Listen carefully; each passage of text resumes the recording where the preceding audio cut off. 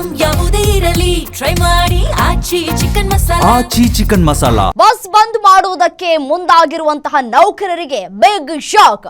ಪ್ರತಿಭಟನೆಯಲ್ಲಿ ಭಾಗಿಯಾಗಿರೋರಿಗೆ ಸಾರಿಗೆ ಇಲಾಖೆ ಶಾಕ್ ಅನ್ನ ಕೊಡ್ತಾ ಇದೆ.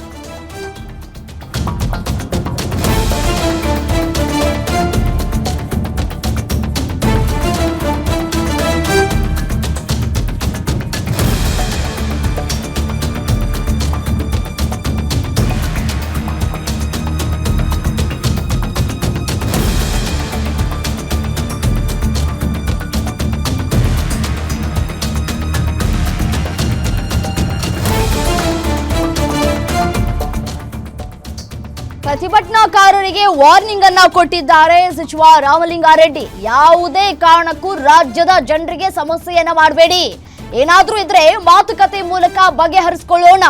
ಮುಷ್ಕರ ನಿರತ ಸಂಘಟನೆಗಳಿಗೆ ಸಾರಿಗೆ ಸಚಿವರಿಂದ ಸಲಹೆಯನ್ನ ಕೊಡಲಾಗ್ತಾ ಇದೆ. ಸರ್ಕಾರಕ್ಕೆ ನೀವು ಡೆಡ್ಲೈನ್ ಅನ್ನ ಕೊಡಬೇಡಿ, ಮುಷ್ಕರ ವಾಪಸ್ ಪಡೆದುಕೊಂಡು ಕೂಡಲೇ ಕೆಲಸಕ್ಕೆ ಮರಳಿ, ಇಲ್ಲವೇ ಸರ್ಕಾರ ತೆಗೆದುಕೊಳ್ಳುವಂತಹ ಕ್ರಮವನ್ನ ಎದುರಿಸೋದಕ್ಕೆ ಸಿದ್ಧರಾಗಿ. ಜನರಿಗೆ ಸಮಸ್ಯೆ ಆದರೆ ಎಸ್ಮಾ ಫಿಕ್ಸ್, ಕೆಲಸ ಕಟ್ ಅಂತ ಹೇಳಿ ವಾರ್ನಿಂಗ್ ಅನ್ನ ಪಾಸ್ ಮಾಡಲಾಗ್ತಾ ಇದೆ.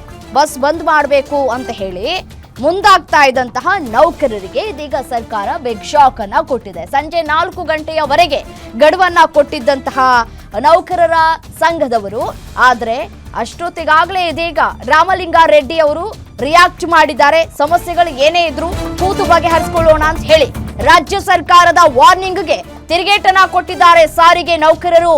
ಸಾರಿಗೆ ನೌಕರರಿಗೆ ಎಸ್ಮಾ ಹೇರಿದವರೆಲ್ಲ ಭಸ್ಮ ಆಗಿದ್ದಾರೆ. ಈಗಾಗಲೇ ನೋಟಿಸ್ ನೀಡದೆ ಮುಷ್ಕರ ಮಾಡ್ತೀವಿ ಅಂತ ಎಚ್ಚರಿಕೆ ಕೊಟ್ಟಾಗಿದೆ. ನಾವು ಯಾವುದೇ ಕಾರಣಕ್ಕೂ ವಾರ್ನಿಂಗ್ಗೆ ಬಗ್ಗೋದಿಲ್ಲ, ಬೇಡಿಕೆ ಈಡೇರದೆ ಇದ್ರೆ ಬಂದ್ ಮಾಡೋದು ಫಿಕ್ಸ್. ಎಚ್ಚರಿಕೆಯನ್ನ ಕೊಟ್ಟ ಸರ್ಕಾರಕ್ಕೆ ಎಚ್ಚರಿಕೆಯನ್ನ ಕೊಡ್ತಾ ಇದ್ದಾರೆ ಸಾರಿಗೆ ನೌಕರರು. ನೋಡಿ, 38 ತಿಂಗಳ ಈ ವೇತನವನ್ನ ಬಿಡುಗಡೆ ಮಾಡಿಲ್ಲ. ಸೊ ಹಾಗಾಗಿ ನೌಕರರು ಪ್ರತಿಭಟನೆಯನ್ನ ನಡೆಸ್ತಾ ಇದ್ದಾರೆ.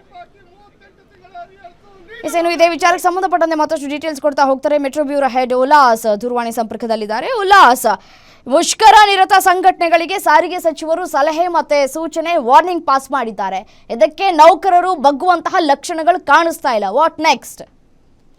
ರಮ್ಯಾ, ಈಗಾಗಲೇ ಸಾರಿಗೆ ನೌಕರರ ಪ್ರಮುಖವಾದಂತ 2 ಬೇಡಿಕೆಗಳು ಅಂದ್ರೆ 38 ತಿಂಗಳ ಹಿಂಬಾಕಿ ವೇತನ ಮತ್ತೆ 2024 ಜನವರಿ 1ರಿಂದ ವೇತನ 25% ಪರಿಷ್ಕರಣೆ ಆಗ್ಬೇಕು ಅನ್ನೋಂತ ವಿಚಾರದಲ್ಲಿ ರಾಜ್ಯ ಸರ್ಕಾರ 5-6 ಮೀಟಿಂಗ್ಗಳನ್ನ ಮಾಡಿದ್ರು ಕೂಡ ನೌಕರರ ಬೇಡಿಕೆಗಳನ್ನ ಈಡೇರಿಸುವಂತ ಕೆಲಸಕ್ಕೆ ಮುಂದಾಗಿಲ್ಲ.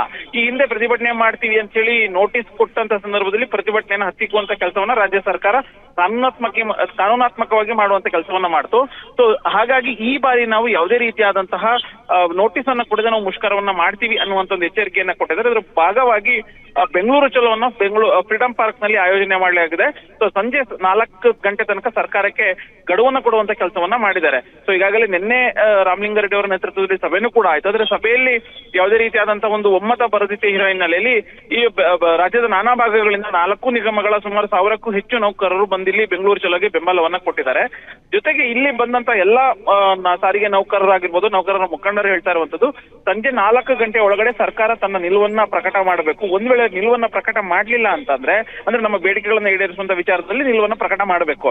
ಇಲ್ಲ ಅಂತಂದ್ರೆ 4 ಗಂಟೆಗೆ ಜಂಟಿ ಕ್ರಿಯಾ ಸಮಿತಿಯ ವತಿಯಿಂದ ನಾವು ಒಂದು ಸಭೆ ಸೇರ್ತೀವಿ. ಆ ಒಂದು ಸಭೆಯಲ್ಲಿ ಬಸ್ಗಳನ್ನ ಓಡಿಸೋದನ್ನ ನಿಲ್ಲಿಸುವಂತ ವಿಚಾರದಲ್ಲಿ ಒಂದು ಸೂಕ್ತವಾದಂತಹ ಒಂದು ತೀರ್ಮಾನವನ್ನ ಕೈಗೊಳ್ತೀವಿ ಅನ್ನುವಂತಹ ಒಂದು ಎಚ್ಚರಿಕೆನ ರಾಜ್ಯ ಸರ್ಕಾರಕ್ಕೆ ಕೊಟ್ಟಿದ್ದಾರೆ. ಜೊತೆಗೆ ಸಾರಿಗೆ ಸಚಿವರಾಗಿರ್ಬೋದು, ಬೇರೆ ಸರ್ಕಾರದ ಭಾಗವಾಗಿರುವಂತಹ ಬಹುತೇಕ ಸಚಿವರು ಮುಷ್ಕರ ಕೈ ಬಿಡಿ ಅಂತ ಹೇಳಿ ಮನವರಿಕೆಯನ್ನ ಮಾಡಿದ್ರು ಕೂಡ ನೌಕರರು ಬಗ್ತಾ ಇಲ್ಲ, ನಾವು ಪ್ರತಿಭಟನೆಯನ್ನ ಮಾಡೇ ತೀರ್ತೀವಿ ಅಂತ ಹೇಳಿ ಪಟ್ಟು ಹಿಡಿದಿದ್ದಾರೆ.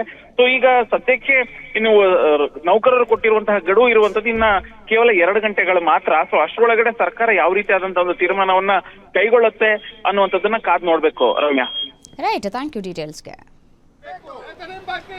ನಿಮ್ಮೂರಿನಿಂದ ವಿಶ್ವ ಮಟ್ಟದವರೆಗೆ ರಾಜಕೀಯ, ಸಿನಿಮಾ, ಸ್ಪೋರ್ಟ್ಸ್ ಯಾವ ಸುದ್ದಿಯೂ ಮಿಸ್ ಆಗಲ್ಲ. ಬರೀ ಸುದ್ದಿಯಷ್ಟೇ ಅಲ್ಲ, ಜೊತೆಯಲ್ಲೇ ಇರುತ್ತೆ ವಿಶ್ಲೇಷಣೆ. ಗ್ಯಾರಂಟಿ ನ್ಯೂಸ್ ನ ಸಬ್ಸ್ಕ್ರೈಬ್ ಮಾಡಿ, ಫಾಲೋ ಮಾಡಿ, ಕ್ಷಣ ಕ್ಷಣದ ಅಪ್ಡೇಟ್ಸ್ ಪಡೆಯಿರಿ.